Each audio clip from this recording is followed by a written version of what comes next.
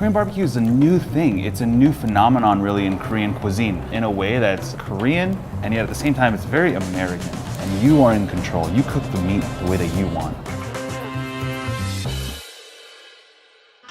In a day when we're mostly left to the mercy of restaurant kitchens to prepare our meals, Korean barbecue is a completely immersive act of tableside cooking. When Korean immigrants landed in America in the early 70s, they discovered that Korean flavors went spectacularly well with high-quality chicken, pork, and especially beef, which is still considered a luxury item in Korea. Los Angeles is truly the epicenter for Korean barbecue because of the large number of immigrant restaurateurs willing to gamble on the meaty format and an increasingly rabid fan base of tabletop barbecue aficionados. Still, it can be a bit intimidating and new for people who haven't seen it before. So, in this series, we're going to take a deep look at Korean barbecue. Super Jeep it's kind of an old school joint. It's super simple, charcoal right in the middle of the grill. I mean, it's funny, when you sit down, they give you a little empty cup of ice and you're like, what is that doing there? Is that for my drink? No, it's actually for the grill because you need to throw some of this on to make sure the place doesn't burn down. Keeps the fire in check. We got the panchan here. It's all out in full glory. This is called pechu-kimchi, which is made with Napa cabbage. What they do here, oh man, it's funky, it's good. The most important panchan. We got some bean sprouts, spinach, garlic. Very, very important. You got sanjang. This thing is fermented bean paste. You take a little dab of this, you want to have it with your barbecue. Musenche, which is thinly shaved Korean daikon radish. This is mulgimchi. Water kimchi is the direct translation. These are the things that basically like modify each bite. All right, the fire is hot, it's ready to go. Their signature dish here is the pork baby back ribs. It comes on the bone and it's kind of cut in a flap. So when they slap it on, it grills really evenly. There's a very light marinade, so it's just a hint of sweetness. It's exactly what you want from pork kalbi.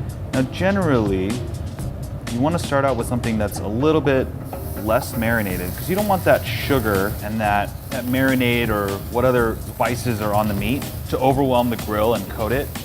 And I'm not going to be scared of the little charred bits. The reason why that's happening is because there's a little bit of sugar in the marinade. As the meat was cooking, I started cutting it off the bone and cutting them into smaller pieces. That way it'll cook more evenly. You know, when they start getting ready to be eaten, I move them to the side a little bit. That way they won't cook as quickly. This is cut into a bite-sized piece. What I like to do is just take a little bit of sauce and just have it straight up. Get a little bit of that crispy bits from the char. The pork itself is super juicy and tender. It's got a nice sweetness.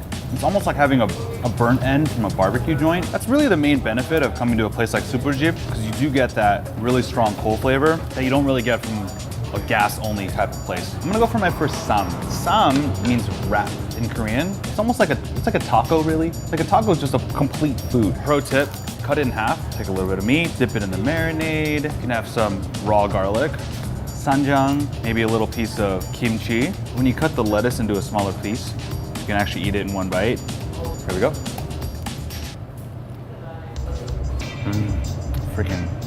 It's freaking great. Sam is kind of increasingly hard to find in some of the newer Korean barbecue places. To me, it's just pure old school. We're gonna have the pork bulgogi next. Nicely marinated. It's got a lot more flavor, and especially when it hits the grill, it's gonna get nice and seared. Woo! Ribbons of pork. It's gonna have a little bit of gochujang. Gochujang is a Korean condiment that's made with red chili. It's like Korean ketchup.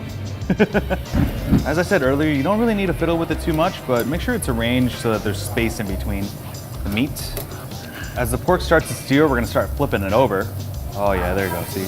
There's so much marinade on this pork, so it's gonna char really nicely. And as the meat starts cooking, then you can start busting out the scissors and cutting them into smaller pieces.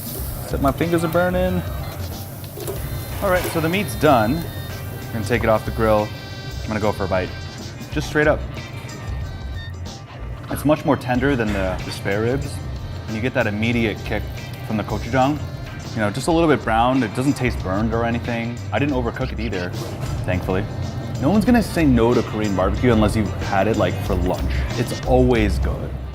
If you wanna watch more videos from Eater, click right here.